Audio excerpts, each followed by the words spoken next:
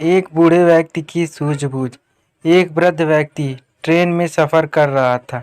संयोग से एक कोच खाली था। तभी 8-10 लड़के उस कोच में आए और बैठकर मस्ती करने लगे। एक ने कहा, चलो जंजीर खींचते हैं। दूसरे ने कहा, यहाँ लिखा हुआ है 500 रुपये जुर्माना और 6 माह की कैद। तीसरे ने कहा, इतने लोग हैं, चंदा करके 500 रुपये जमा कर देंगे। चंदा इकट्ठा किया गया तो 500 की जगह 1200 रुपये जमा हो गए, जिसमें 200 के 3 नोट, 2 नोट 50 के, बाकी सब 100 के थे।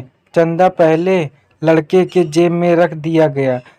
तीसरे ने कहा, जंजीर खींचते हैं, अगर कोई पूछता है तो कह देंगे वृद्ध ने खींचा है, पैसे भी नहीं देने पड़ेंगे।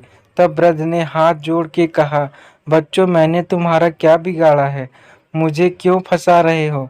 लेकिन नहीं, जंजीर खींची गई। टीटी आया 2 सिपाही के साथ।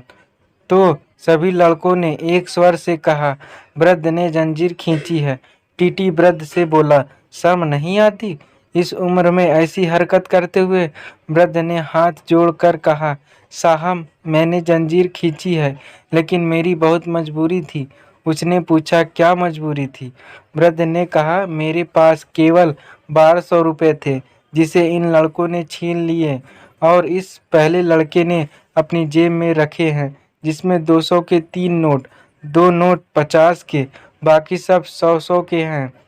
अब टीटी ने सिपाही से कहा, इसकी तलाशी लो। जैसा वृद्ध ने कहा, नोट मिलाए गए।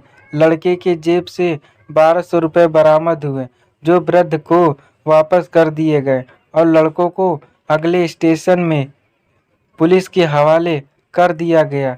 पुलिस के साथ जाते समय लड़के ने वृद्ध की ओर घूर के देखा तो वृद्ध ने सफ़ेद दाढ़ी पर हाथ फेरते हुए कहा, बेटा, ये बाल धूप में सफ़ेद नहीं हुए हैं। हमारी कहानी कैसी लगी? अगर अच्छी लगी तो लाइक, शेयर और कमेंट करना ना भूलें और सब्सक्राइब ज़रूर करें। धन्यवाद। अगली कहानी के लिए।